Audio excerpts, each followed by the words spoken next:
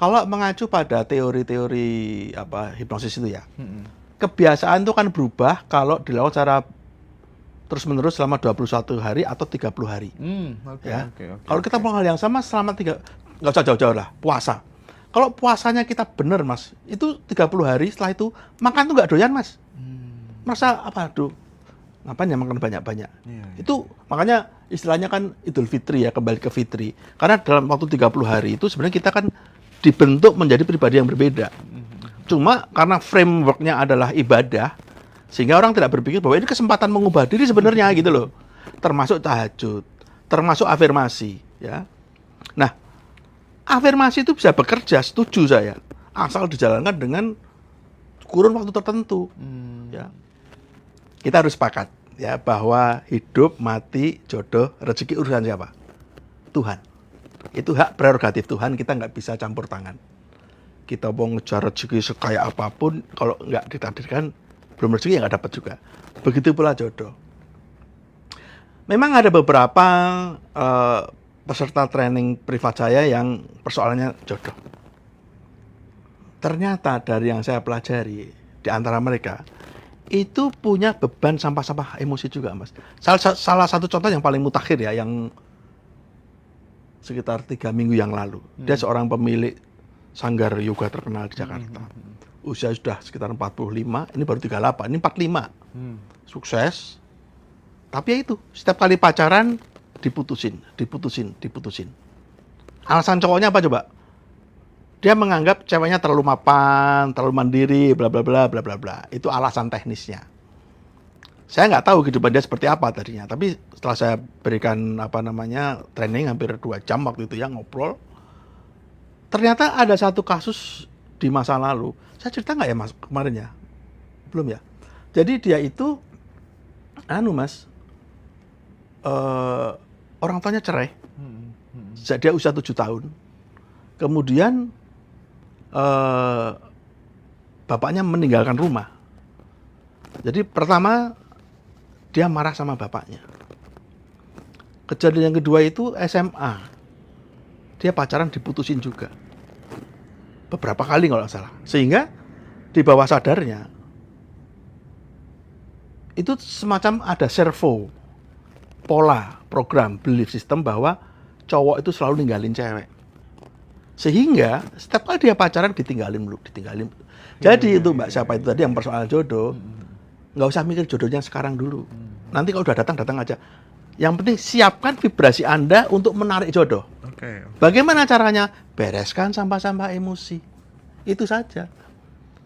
Karena dulu ada ya istrinya Mas Slamet Raharjo Ya, istri Slamet Raharjo itu pernah meminta saya memberikan grup training di beberapa karyawan-karyawannya.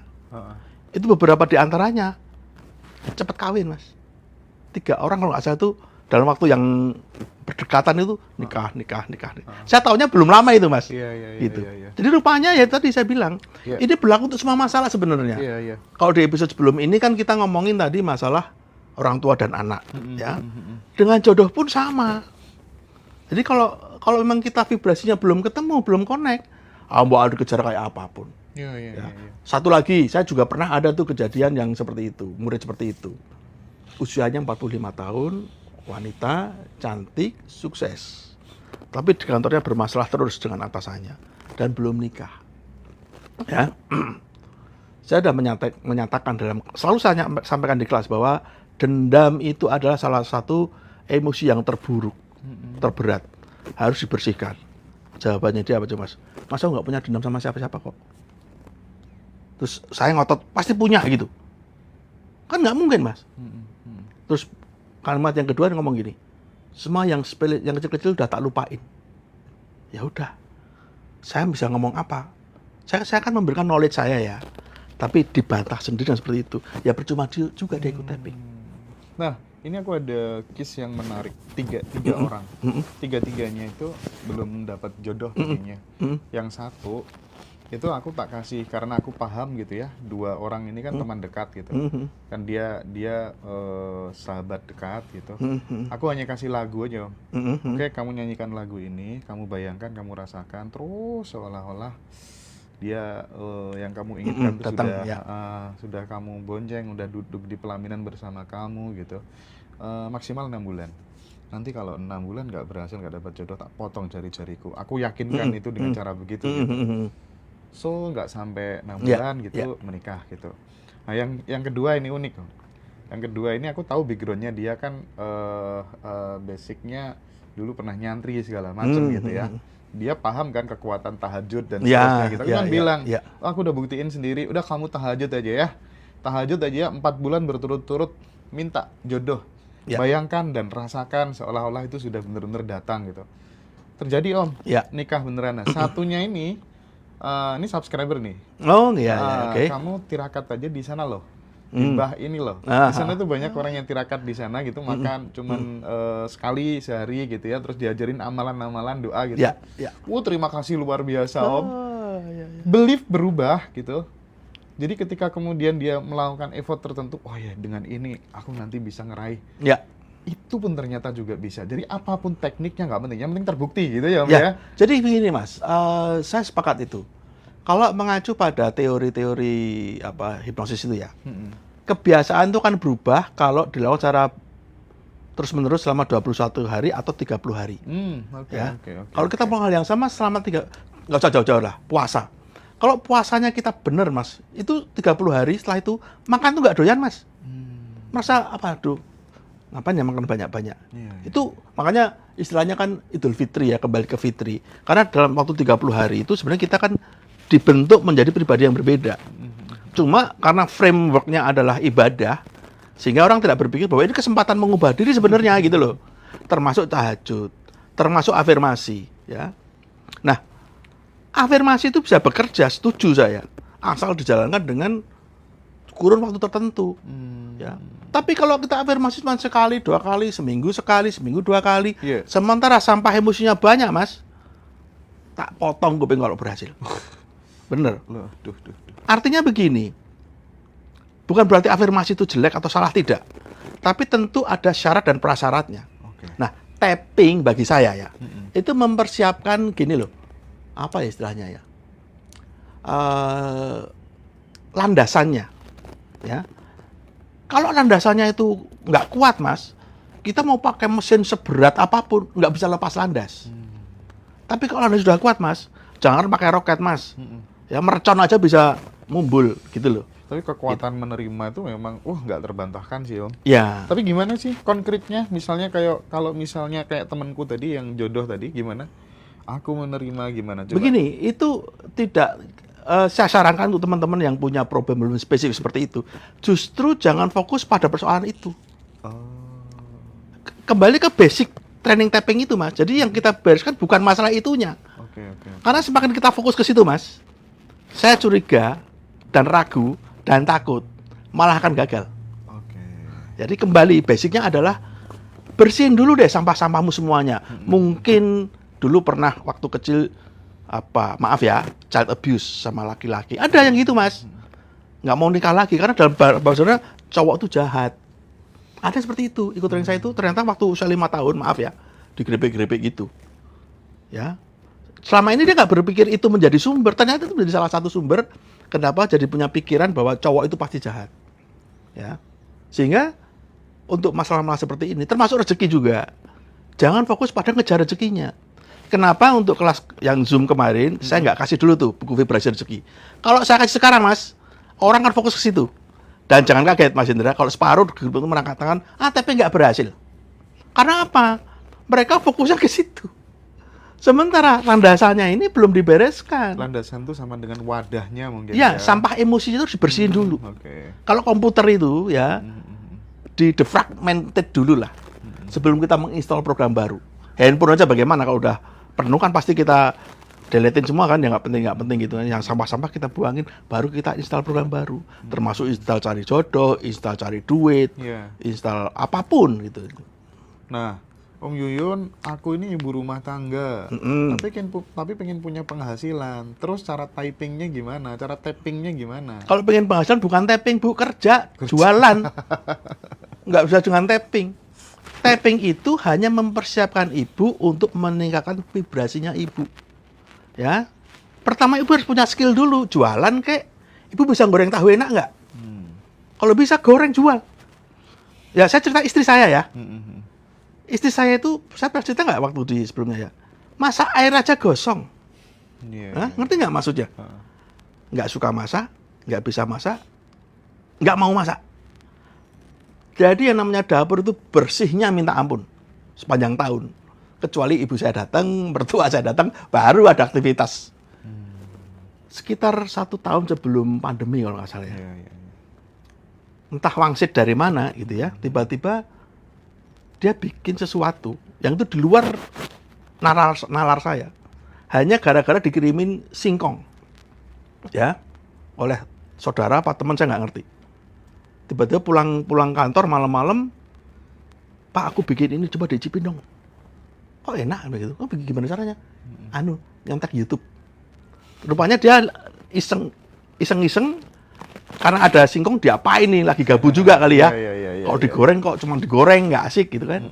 Dibikin yang namanya puding singkong. Itu pun begini Mas, dia lihat di YouTube, kemudian dia nengok di dapur ada apa ya, cemplungin apa. Asal nyemplungin Mas. Omsetnya Mas luar biasa.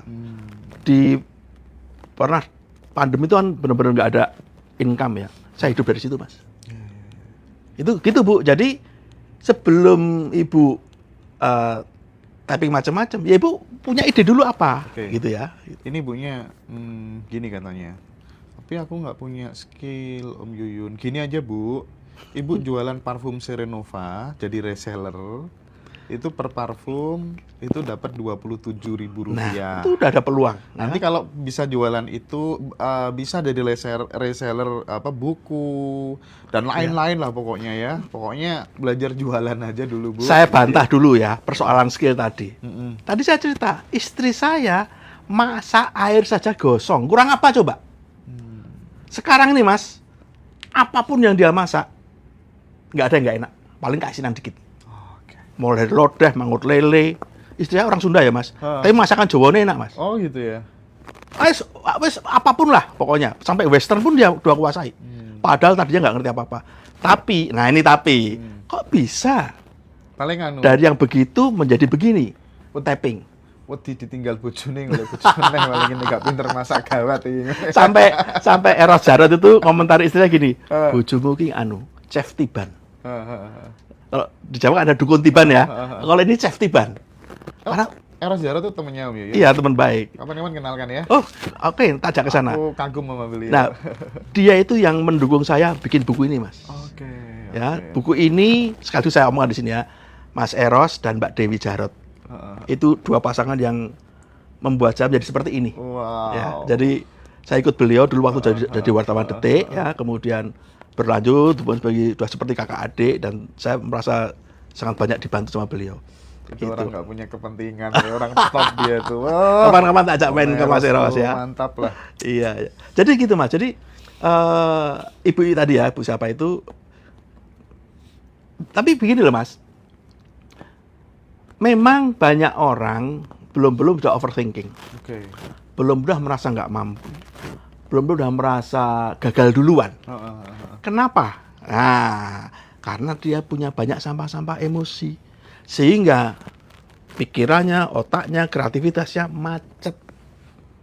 Nah, itulah makanya kenapa kita penting membersihkan sampah-sampah emosi. Nah, begitu itu bersih, Mas, nanti tiba-tiba punya ide itu, tiba-tiba peluang datang.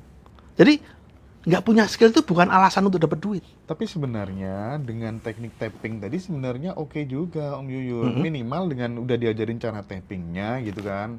State-nya itu kan sudah berbeda gitu Om Yuyun. Udah ya geser bener. gitu Iya, kan. iya, Udah geser. Nah, ketika kemudian menjadi lebih tenang, menjadi lebih rileks, gitu, disitulah kemudian akan muncul Nah, salah satu yang saya sampaikan di kelas adalah efek tapping. Ada beberapa, ada daftarnya tuh. Kalau nggak salah 11 atau 12. Satu poin adalah produktivitas meningkat, kreativitas meningkat, positivitas meningkat. Ya, jadi orang yang tadinya malas-malesan menjadi lebih rajin. Orang yang tadinya nggak punya ide apa-apa menjadi kreatif. Orang yang sudah kreatif tambah kreatif lagi. Ya, orang yang tadinya negative thinking menjadi positive thinking. Jadi mindsetnya berubah. Jadi ibu nanti tidak akan berpikir, aku nggak bisa apa-apa kok. Akan berubah menjadi, aku akan dapat ini, aku bisa ini, aku bisa itu. Ibu akan kaget dengan perubahan diri sendiri. Loh, saya dulu juga begitu, Mas. Saya dulu orangnya overthinking, pencemas, negative thinking. Jadi kalau saya meeting produksi, saya kan produser waktu itu ya. Itu ternyata anak buah saya mengalami kecemasan. Itu yang ngomong bos saya. Setelah saya kenal tapping selama 2 minggu kalau nggak salah, bos saya mengamati ternyata. Dalam satu meeting, selesai meeting, saya ditahan di situ. Mas, kok sekarang 2 minggu ini saya lihat ada perubahan ya. Lebih ceria, lebih happy, ya, lebih tenang. Terus yang terakhir ini, Mas, kalau meeting nggak bikin orang takut. Loh, maksudnya apa, Bu? Saya bilang gitu. Mas Yusuf itu kalau ngomong, membuat orang berpikir, duh kok susah ya. Duh, nanti jangan-jangan begini. Membuat orang menjadi cemas. Itu energi saya, Mas. Bayangin, seluruh tim saya itu bekerja dengan kondisi seperti itu. Yang menyerap energi kecemasan saya. Ya, repot kerjanya kalau kayak gitu. Nah, sekarang langsung kita ke praktek, Om Yuyun. Misalnya, kayak tadi ya, merasa kurang karena belum dapat jodoh, belum naik jabatan, terlalu melekat sama pasangan, sehingga kemudian sering marah, sering kecewa, sering khawatir, cemas, galau. Itu kan bagasi atau sampah-sampah pendaman-pendaman emosi negatif gitu. Kita beresin, Nah, caranya gimana, Om Yuyun, biar sapu bersih gitu, Om Yuyun? Nah, gimana, Om Yuyun? Tentu itu tidak bisa dengan 1-2 kali proses ya. Jadi itu proses yang berkelanjutan. Saya saja sejak kenal tapping tahun 2008 sampai sekarang itu sehari sekarang bisa 30-40 kali tapping saya, Mas. Bahkan lebih. Pokoknya ada perasaan apa dikit tapping. Nah, tapi sebagai P3K-nya, ya, seperti yang episode terakhir itu ya, untuk masalah waktu, masalah keuangan nggak salah, P3K-nya. Sekarang kasusnya apa? Belum dapat pacar, belum dapat jodoh. Apa yang Anda rasakan dengan itu, kondisi itu? Sedih, marah, cemas, takut, gelisah, panik, apalagi tidak percaya diri, ya. Ada 7 emosi negatif yang muncul dari kasus belum dapat jodoh. Nah, 7-7-nya itu Anda tapping.